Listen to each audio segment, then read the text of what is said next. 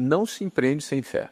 Não se empreende sem fé. No fundo, empreender é um ato de fé. Eu estava explicando para eles a importância de a gente ter a fé como uma base para se apoiar. Eu não estou falando aqui da fé religiosa, não, mas do conceito de fé, que é acreditar naquilo que não existe e ter certeza dos fatos que ainda não se veem. Essa é a definição bíblica de fé. A certeza das coisas que se esperam e a convicção dos fatos que não se veem.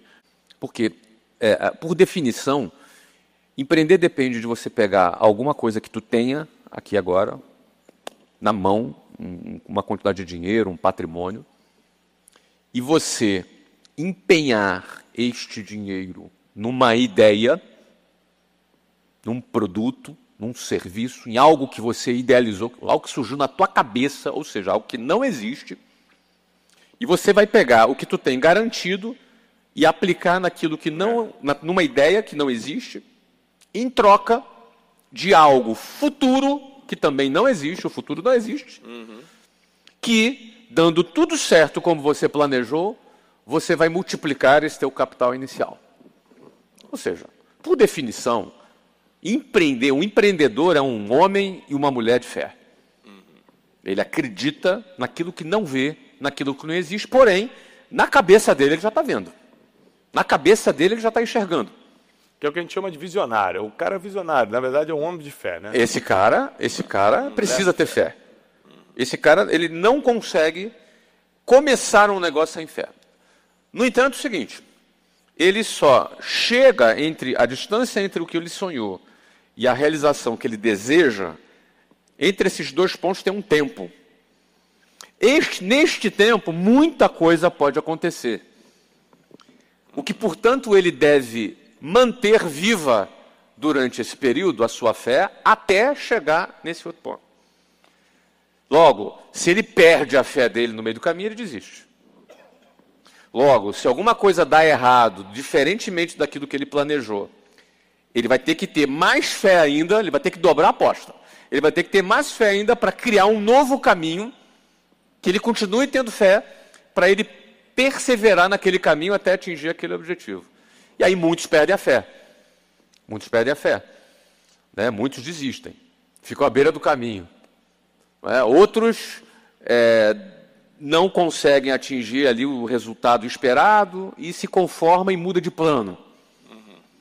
Outros não têm raiz em si próprio, você já captou, e aí a perseguição por conta do crescimento dele faz ele morrer, a fé dele morre no meio do caminho. E alguns perseveram até o fim, encontram a terra fértil e vai ter muito fruto naquilo que ele desejou.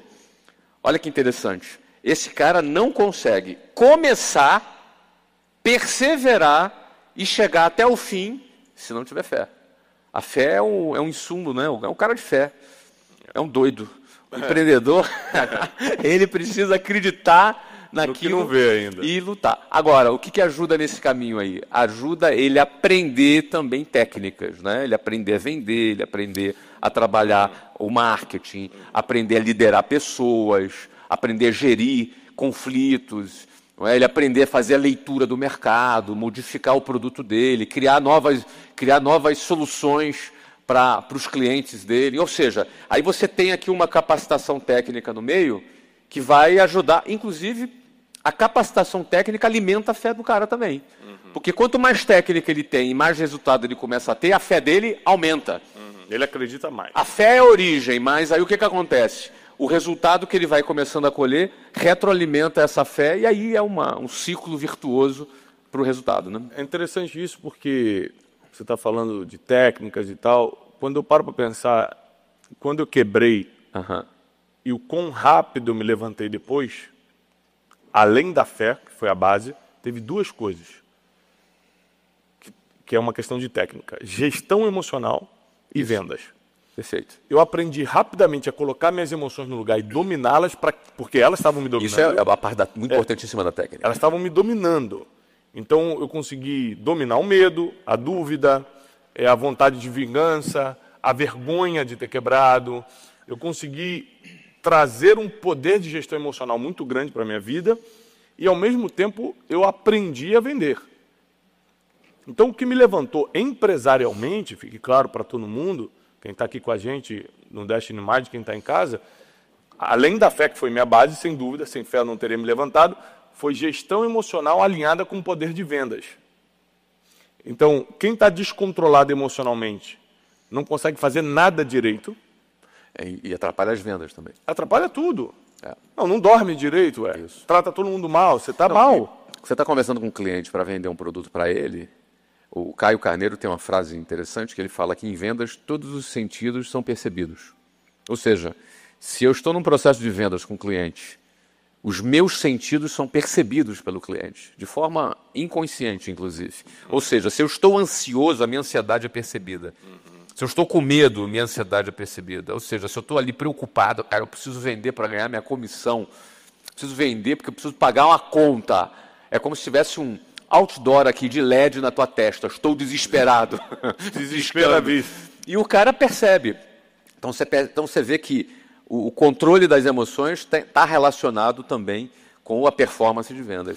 E também a gestão emocional é importante porque, mesmo que você consiga ser um mestre em vendas e tenha um retorno financeiro absurdo, quando você vai estar com você mesmo, que você vai ter que estar em casa, vai ter que estar com a família, ou com amigos, ou com relacionamentos, você está sempre mal, porque as emoções estão machucadas, estão doentes. Então, a gestão emocional foi algo que me direcionou muito, e logo depois o que me fez dar uma decolada nos negócios foi a dominar a arte da venda. E quando eu digo dominar, não é que eu sou o melhor, é que eu consegui me conectar com pessoas que faziam o que eu não fazia nessa área. Mas você tocou num ponto interessante aqui também, Brunet, que a gente fala muito sobre o desafio emocional antes do sucesso. Tipo, cara, eu preciso ter fé, eu vou mudar de vida, fato. E aquele tempo do ponto A para o ponto B, que ansiedade, esse tempo é duro pra caramba, é muito duro, é um tempo de incerteza, é um tempo que oscila às vezes entre a euforia da certeza e a profunda dúvida.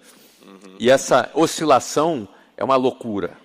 E a gente fala muito sobre isso, e todos nós já vivemos isso, muita gente está vivendo isso é normal, é natural. Agora, também tem um desafio emocional pós-sucesso. Porque quantos não enlouquecem depois do sucesso? Opa. Quantos não ficam doidos depois do sucesso? Não é? Botou o primeiro dinheirinho no bolso, o cara já vai fazer a primeira bobagem.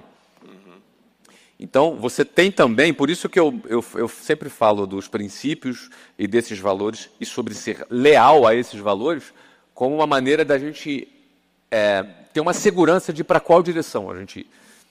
Mas acontece muito, a gente vê muito jogador de futebol, assinou o primeiro contrato, o cara começa um festival de bobagem na sequência. E com o empresário acontece a mesma coisa. Muito, muito. Então é importante termos a estrutura para ter sucesso. A estrutura para ter sucesso.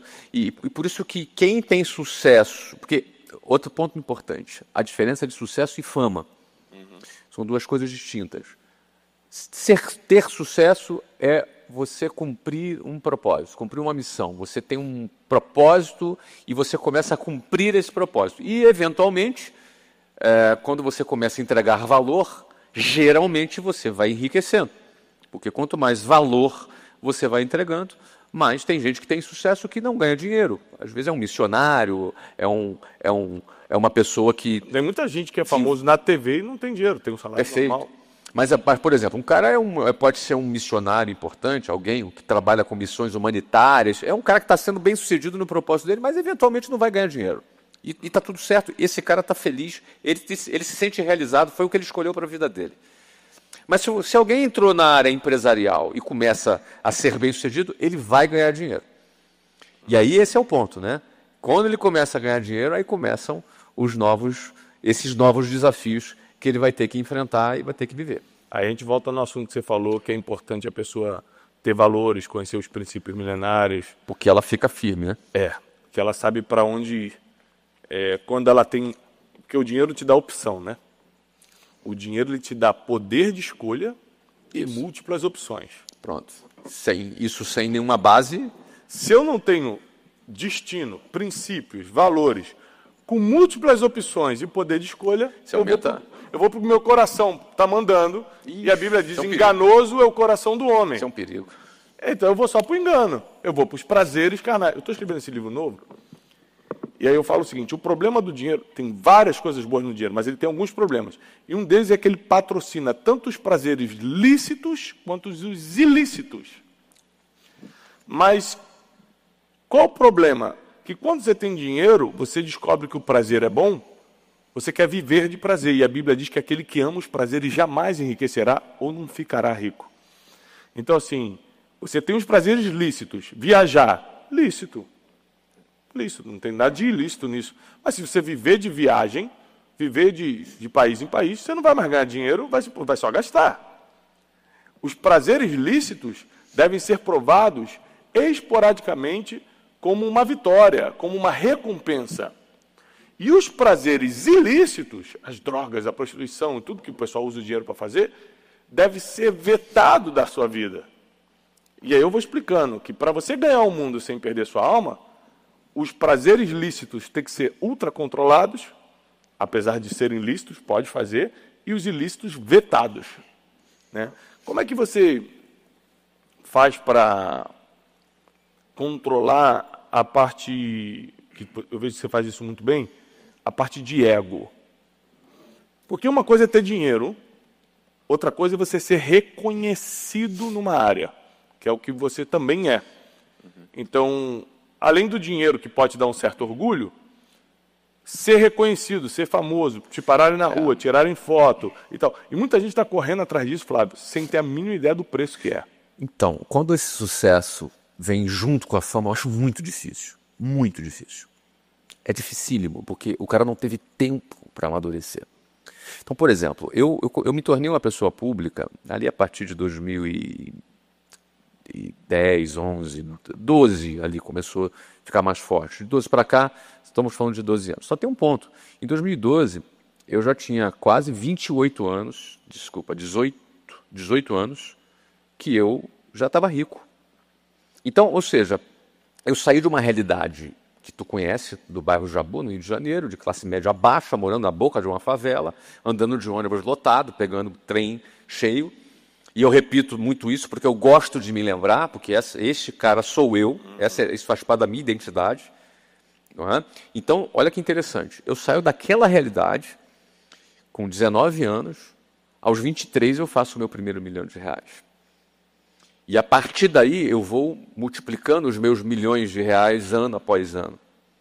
Ano após ano. Não houve um ano que eu não tivesse crescido mais do que o ano anterior. Então, foi uma multiplicação brutal. Então, a diferença de vida, de onde eu saí até onde eu cheguei, entre os meus 19 anos e os meus 23 anos, eu falo 19 foi quando eu comecei a aprender a vender, comecei a trabalhar. E 23 quando eu fundei a minha primeira empresa e fiz o primeiro R$1 milhão. É muito curto esse período, são 4 anos de diferença. Então, aqui eu tive uma diferença de vida brutal. Aqui eu andava de ônibus e trabalhava vendendo em telefone público, com 19. Com 23, eu andava de carro importado, eu tinha uma casa, eu tinha um apartamento de frente para o mar, no Rio de Janeiro, que eu comprei com 23 anos de idade. Ou seja, a diferença aqui é muito brutal. Digamos que, se eu não enlouqueci aqui nessa virada aqui, eu estava preparado para qualquer coisa que viria à frente. E eu sempre mantive o pé no chão. Sempre mantive o pé no chão. Nessas diferenças de galáxias que eu viajei aqui, em termos econômicos e sociais, eu consegui manter o meu ponto. Mas teve como? Mas só para concluir aqui, o ponto aqui é o seguinte. Então, isso foi em 95. 2012, aí tem aqui 17 anos depois, a fama começa a chegar na minha vida. Então, eu já estava muito preparado nessa parte aqui. Eu tenho muita preocupação com jovens que o cara assina um contrato num dia, no outro dia ele está ganhando milhões e é famoso. Cara, o desafio é muito grande. É muito grande.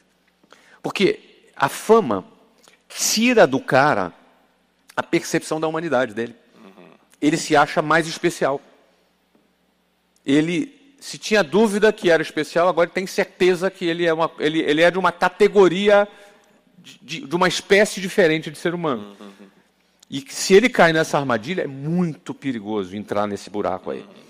Então, quando vem o dinheiro junto com a fama, é muito desafiante. O cara precisa estar muito perto de gente muito boa para aconselhar esse cara, para ele botar o pezinho dele no chão.